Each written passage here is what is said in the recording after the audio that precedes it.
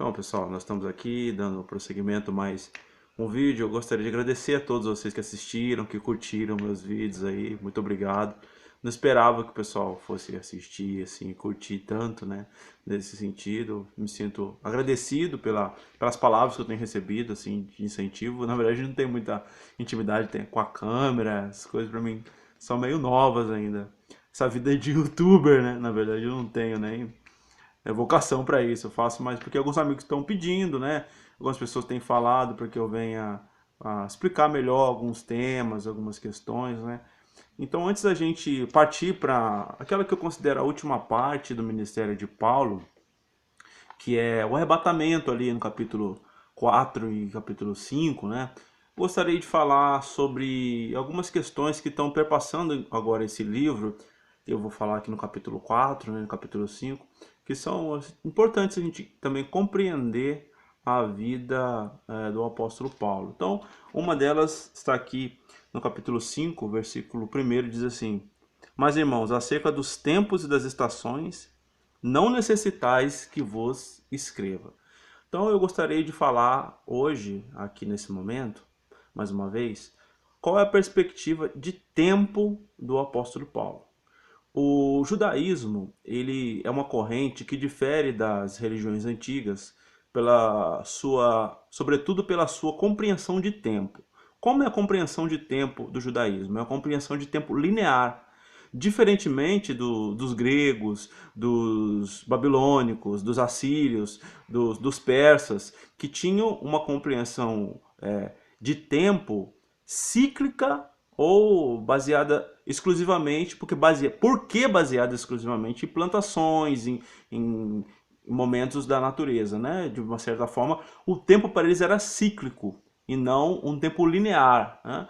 O judaísmo tardio, depois ali de Daniel, ali que vai sistematizar essa ideia de tempo como algo linear, apontando para um final, né? Aquilo que nós chamamos de teleológico, ou seja, telos final, algo que tem uma consumação. E qual que é, para o apóstolo Paulo, a perspectiva de consumação final? É a vinda do Messias, interrompendo a história, nesse tempo que é linear. A princípio é assim, depois, em Romanos, por exemplo, o tempo vai ser tratado como sincrônico. Ele caminha para nós na medida em que caminhamos para ele. Mas nesse momento, o apóstolo Paulo está numa perspectiva de tempo linear e de uma interrupção abrupta do Messias na história para redimir a humanidade e aí arrebatar a igreja, instalar o governo messiânico, novo céu, uma nova terra. Mas então a perspectiva do tempo dele é uma perspectiva linear e não cíclica. Nisso ele já difere de alguns pensamentos, inclusive de alguns pensamentos dentro do próprio judaísmo, mas só que ele tem uma concepção do final do mundo iminente, né? Ou seja, a qualquer momento o mundo poderia acabar e o Messias poderia voltar. Então essa é a visão de tempo de Paulo nesse momento. É uma visão linear em que o Messias vai interromper a história de forma abrupta para arrebatar a igreja, a tribulação, e aí as correntes a gente também não vai entrar, porque acho que não é o objetivo desse vídeo falar sobre isso.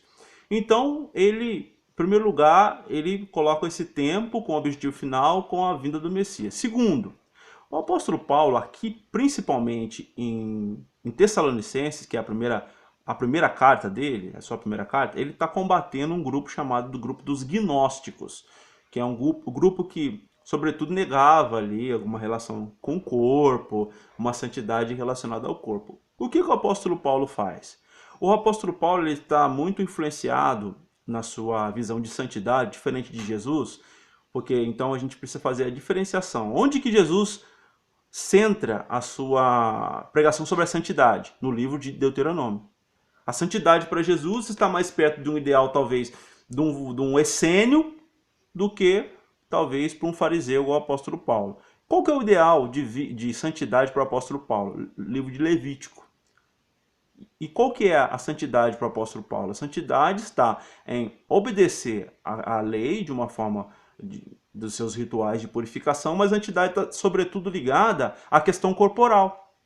O corpo exerce uma função singular na teologia do apóstolo Paulo. O corpo para Paulo é o lugar da salvação, é o lugar da redenção, é o lugar onde vai se manifestar a glorificação, etc. Tanto que ele vai falar em 1 Coríntios 15, depois, já mais amadurecido, que nós voltaremos no corpo glorificado.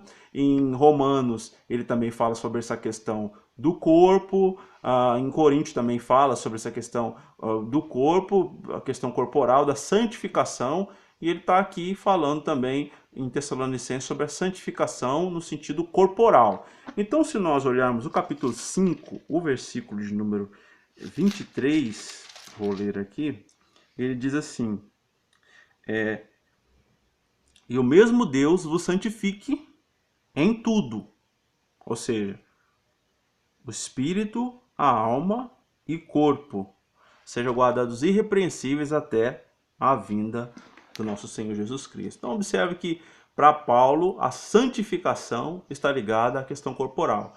E Paulo não é nem dicotomista, como dizem alguns, nem tricotomista, como querem outros. Ele é uma concepção holística, chamada ou integral. O que é isso? Entende que o corpo, a alma e o espírito são parte de uma mesma unidade com compartimentos diferentes. Então o apóstolo Paulo está falando isso, tratando disso, sobre essa questão. Agora, o que isso tem a ver com a doutrina paulina? É bom entender. O apóstolo Paulo está presumindo que nós sabemos identificar o tempo da vinda do Messias. Então ele fala isso no capítulo 5.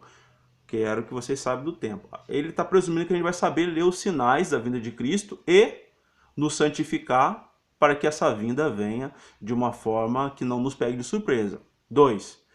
O que ele chama a atenção aqui? Uma santificação integral. Então, para Paulo, a salvação é integral junto com a santificação, que também é integral. Isso é importante para acabar com a visão mais espiritualista que predominou, às vezes, na igreja, de que só a alma que é salva. Não, ele fala que a santificação ela é completa no nosso corpo, a alma e o espírito, ou seja, em todo o nosso ser, e que nós devemos nos preparar, olhando para o tempo, para essa vinda, então, do Messias, que vai redimir a história.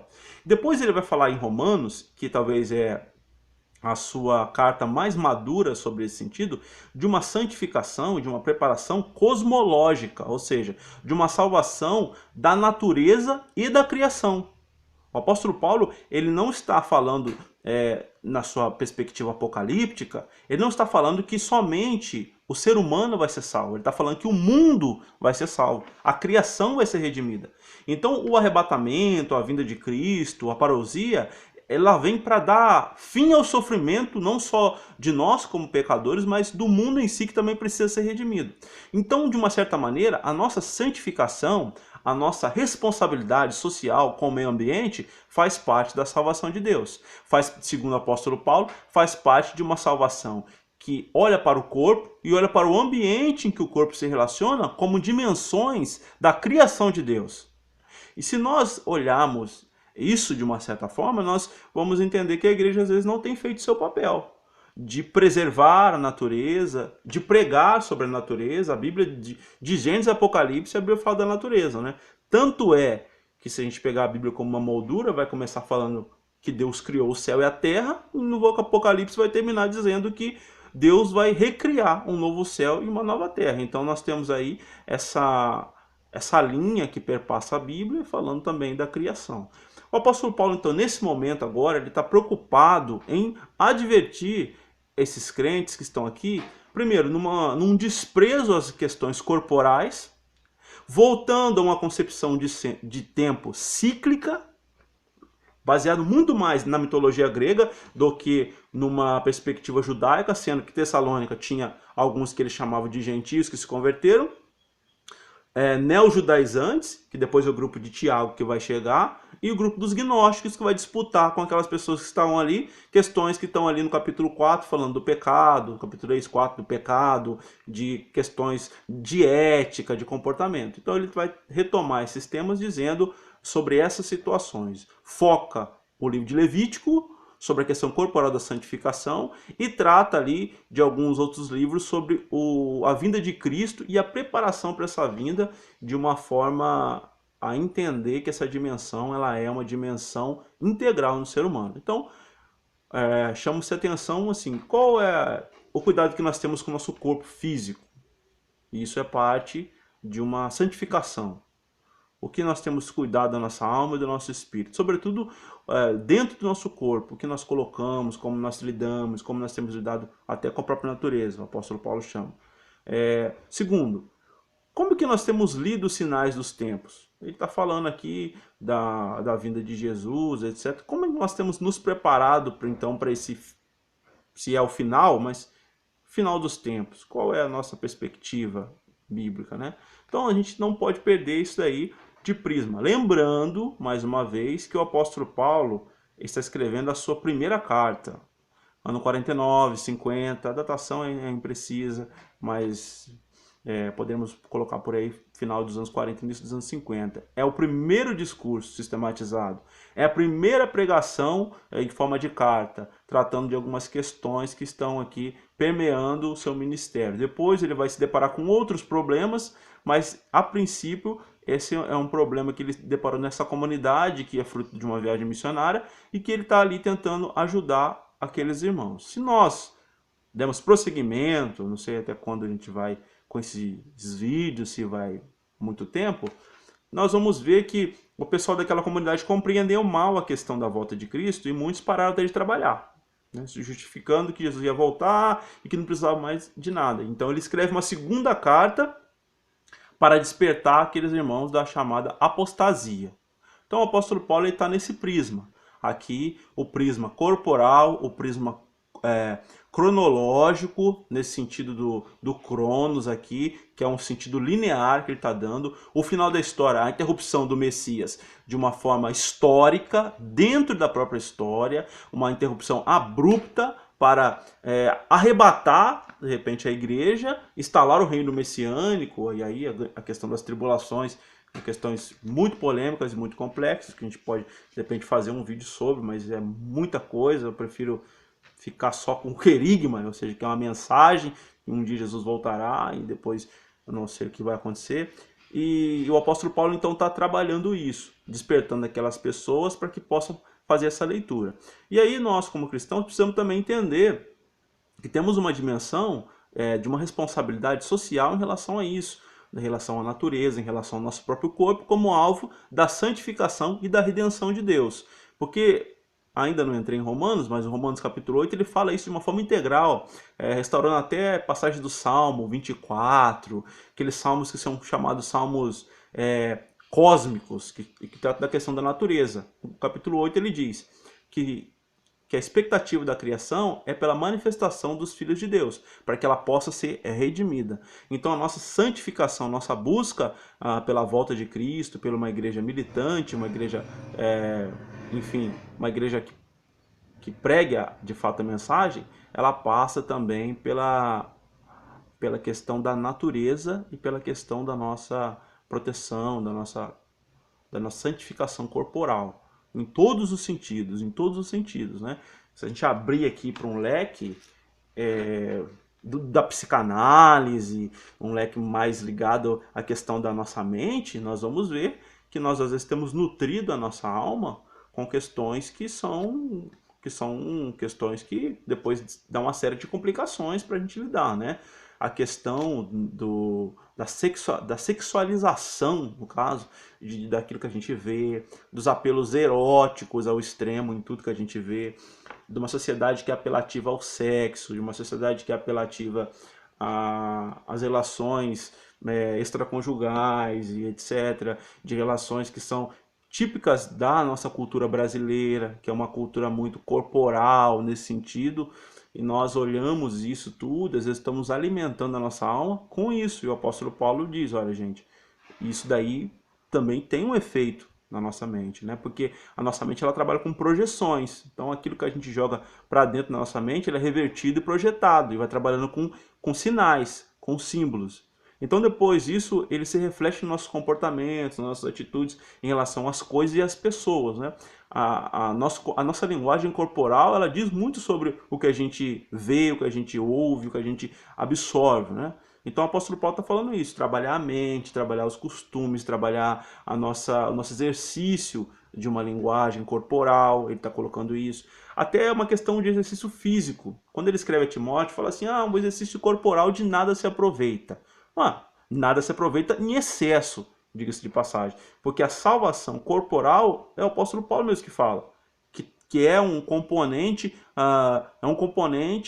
da salvação, a santificação do corpo. Ele mesmo fala.